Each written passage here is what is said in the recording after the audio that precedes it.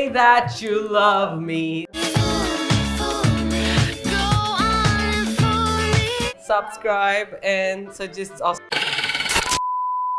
Love me, love. Say that you love me. Okay guys, today is for the St. Valentine's Day, and in Turkey love has two words. One is sevmek, is to love, and the other one is aşk. It's a different word which vibrates in our cells differently. And aşk is that feeling that you cannot touch, that you cannot measure, that even though you read it, you wouldn't understand it until you fall in love, when you're really aşık.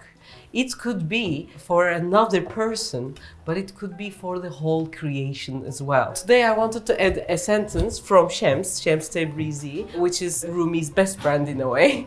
And it's, if love is so beautiful, think how beautiful the one who created love is. Whatever your belief system is, there's a system in this world, and the birds know it, us innately know it, animals know it really well. So birds do it, bees do it, even educated fleas do it. it's really important in these days for it to be not like a consume culture, but for this innate love to blossom and to remember, and hope this day becomes a day for everyone, for all of us, to remember that love. And it's not just to another person, it's to all the beings, the physical beings that are around. So we can start. What are we gonna make today? We're gonna make actually 2.5 things.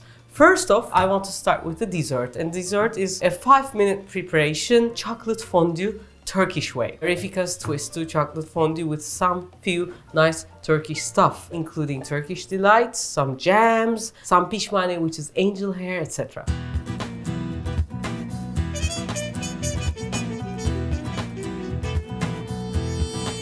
Secondly, we're gonna make a main course, and main course is gonna include the meat and the pasta.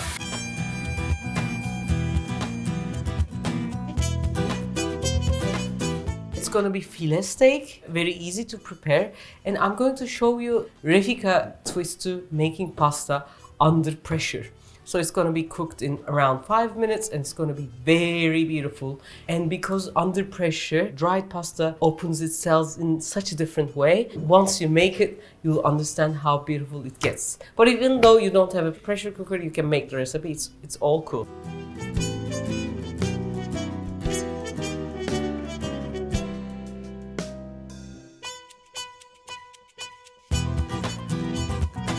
And also, now my teapot is blowing some steam, and we're gonna prepare a very nice Turkish tea on the side to drink with the fondue. If we are ready, we can start.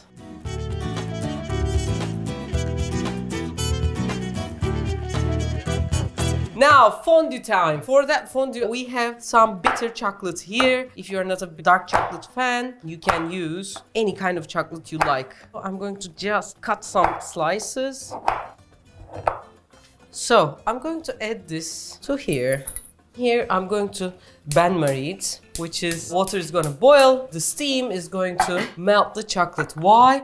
If the chocolate is under direct heat, it's very easy to burn and the taste changes dramatically.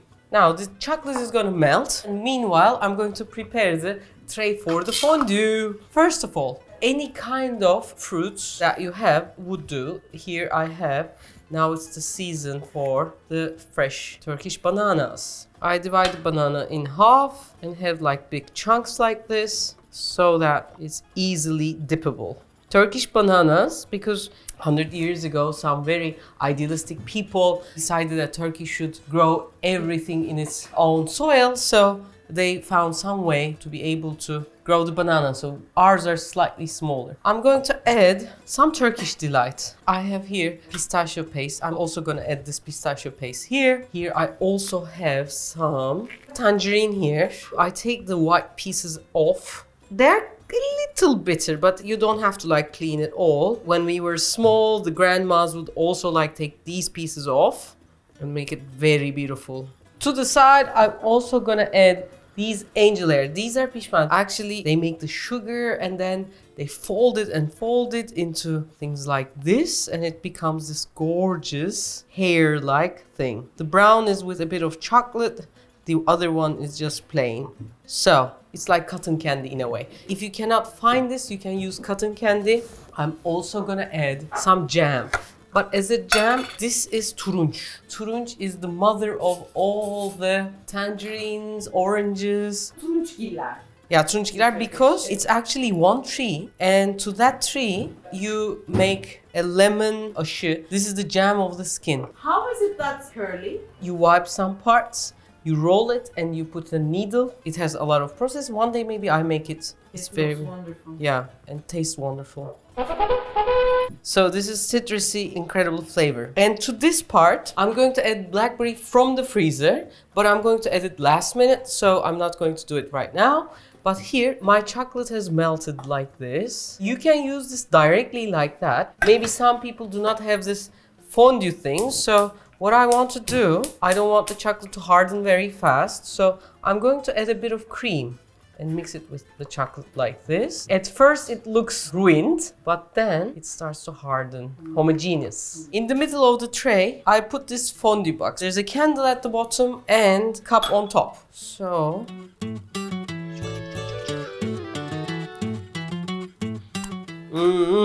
because of the cream, this will not go solid very fast. It's gonna take a little while. So even if you don't have something like this, you can do it. That little warmth keeps it very fine for a while. And here I have some cute swords. You can use toothpicks. What we can do, for example, we have a Turkish delight. I dip it to the chocolate. You can eat it just like this, if you like. Or, Refika, this is not enough. You can upgrade it with a pistachio. and then run to bed. Isn't it the aim, going to bed? But I'm going to do this for you. Oh. Fondue kebab, a bit of banana, Turkish delight, and then some angel hair. And if you want some pistachios, do you want some Yes, pistachios? please. Burak, what do you want? Banana and blackberry then. The thing about the berries are, because they are frozen, it's gonna freeze the chocolate as well a bit. Angel hair to the top. And some pistachios maybe, no? Wow. Guys, this is the idea. You can go crazy, you can go incredibly creative, but we're gonna reserve the rest for the photograph and then eating all together after the meal. So, here it goes.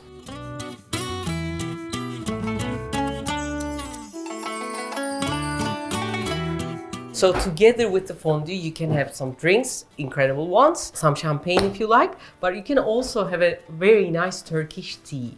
And I want to show you how we brew our tea, and I also want to tell you the background story. Normally, tea is grown in subtropical cultures, and subtropical cultures are a little hotter and more humid than Turkey is.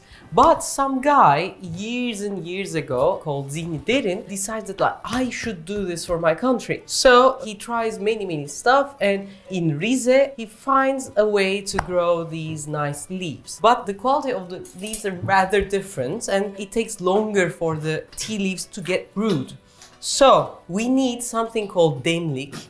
Dem is for it to come to its great taste in time. So it almost takes like 15 minutes to 20 minutes to really brew the really nice tea. The leaves get opened in a longer time. So at the bottom there's hot water. To the middle I'm going to add 3 tablespoons of these. Turkish tea is lighter, so you need to add a little more, but different from the teas that we like drink in UK, in other parts of the world, in small packages. The taste goes bad, like if make it stay in the boiling water for more than 5 minutes, it gets bitter. This doesn't go bad. That's the beautiful side of it. When you first brew it, as you can see, the tea flows at the top. A little later on, like in 10 to 15 minutes, it's going to sink down, and it's the sign that tea is gonna be ready. Because in Turkey we drink a lot of tea, people have bigger and smaller teapots. What I did, I made the triple one. Normally they have 2 stories. If like you're 2 people, you just brew this one. If you're like 4 people, you brew the bottom. If you're as crowded as us, you use the 3 of them. Or if, for example, you want to make a herbal tea At the same time, I have some mixture that I made some time ago here. I'm going to add it to the top, and I'm also going to brew it here. I'm going to also add cold water to the bottom, and I'm going to put this to boiling again here. Oh, it smells very nice. I believe if you're a tea fan, this brewing is more suitable for life because maybe you know, coffee came to Turkey first and then it distributed to Europe and it became a big thing. And actually tea came to this Ottoman soil almost the last century. But because this kind of tea taste is so nice, Turkey became the #1 tea consumer by far in the world. So there's something to discover here, I believe, if you're a tea fan. Keep it in mind. And also, if you want to try, we sell this on Etsy. I'm also gonna send everyone who wants to buy it some real Turkish tea so that you get the taste and the idea as well.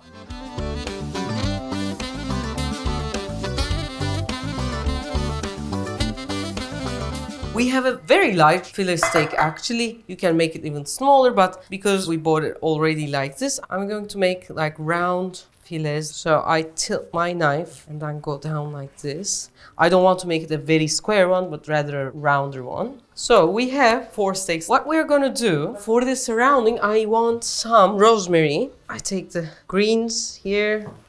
I don't like chopping the rosemary. When you chop the rosemary, I believe it turns a bit bitter. So I take all the leaves out, just mingle it with my hands and add a bit of salt. Not a bit. That's not a bit. Okay. Some black pepper like that. Actually, it's like 3 colors pepper. And a bit of olive oil to the meat. Put it into oil. And then rub the salt and pepper and the rosemary around like that. My mixture did 3 of it, so we need the 4th one. So everything for the another. So I have to increase. Ne?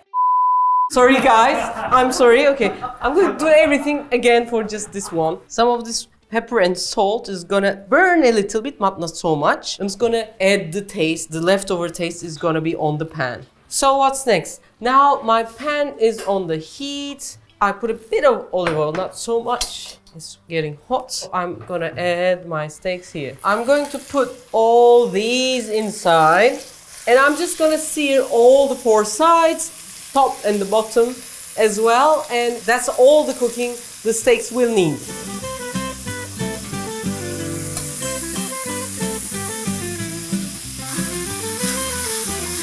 Now, I seared all the sides, then I add a bit of butter, last minute, and have all the sides have a share of the butter. Then, these are gonna rest and soak its juices, and the rest of the beauty is in the pan. I'm going to add the tomato puree and rub the bottom. This will clean the bottom and at the same time make it a great sauce over the meat juices, the rosemary, the pepper and everything. Now I'm going to add 2 cloves of garlic. I cut them in big chunks and then just make it like that. Oh, this is beautiful. These are not gonna cook too much, but because they're gonna be under pressure, they're gonna be more creamy. So look at the sauce that I added, how beautiful it looks and how much taste there is inside. Then I add a tablespoon of pepper paste. If you have. If you don't have, it's not like a must. I mix it with the tomato puree, and at the same time here I have tomato juice. Like if you have a puree and don't have juice, you can add twice the puree. It will work. Sauce is already very beautiful. And to this, I'm going to add a cup of stock. It could be chicken stock, it could be beef stock, whatever you have at home. And then a teaspoon of sugar for the balance. We have some salt from the meat, but I'm gonna add half a teaspoon of more salt for the taste. Then I also add half a liter of hot water. This is gonna start to boil. When it starts to boil, it's time to add the pasta. This is 500 grams. I'm going to add 250 grams of the pasta. Actually, around 300 now, but this will do. And I'm going to mix it like this. Now, immediately the pasta is boiling. So what I'm going to do, I close the lid. And immediately now the heat is getting out. It's gonna like take all the air inside out and it's gonna close itself probably in like 3 to 5 seconds now. Maybe you can hear it. Done. Now it's closed and done. From this moment, we need just 5 minutes. And after 5 minutes, I'm going to put it into running water and open it, and it's gonna be ready.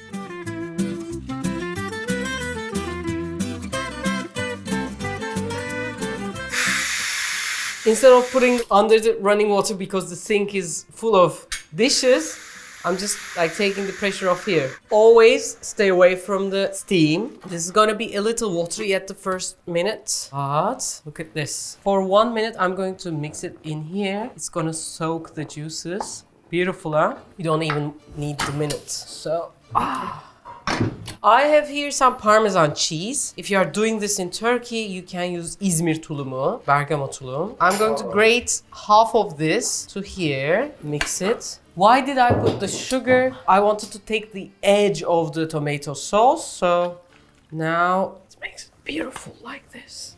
Wow. Then what I'm going to do is I put some slices like this.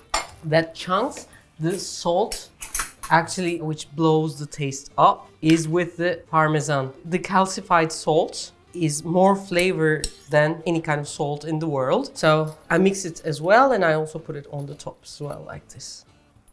And some fresh thyme. Then I put the meat in the middle.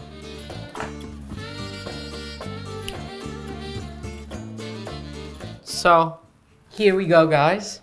Cooking the meats is fine. This is like the Turkish delight of the meats. It's the best one. The pasta has its own strategy how to make it, and it's a Refika's way. Hope you enjoy it. Once you make it, you won't make any other kind of pasta, I promise you. Here we have the fondue, and our tea is ready.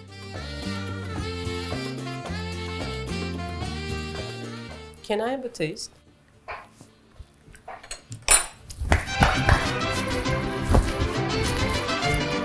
Bahar, this is the herb tea for you. Now the whole kitchen smells incredible. In Turkey, we call this color of tea rabbit blood.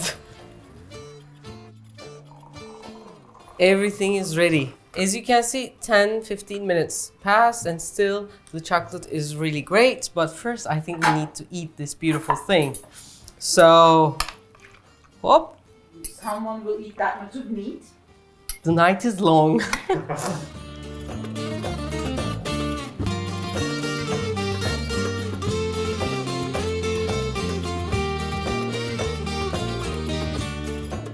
And someone is gonna eat this much of pasta.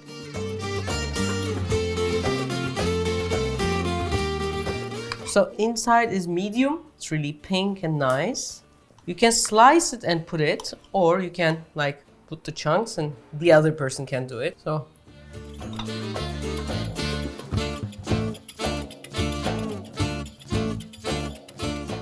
Brooke is waiting there, so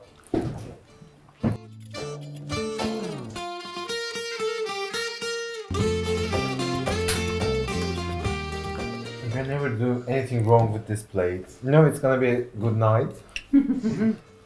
Brooke, do you think that we don't have a Valentine because in each knife we have more than 10 to 12 pastas? I don't think so. Maybe we find someone who eats like us. Yeah, hopefully. So guys, this is it. Hope you enjoy it. Take great care. Happy Valentine's Day. And don't forget to subscribe. A Valentine's gift to us. If you haven't subscribed, please subscribe.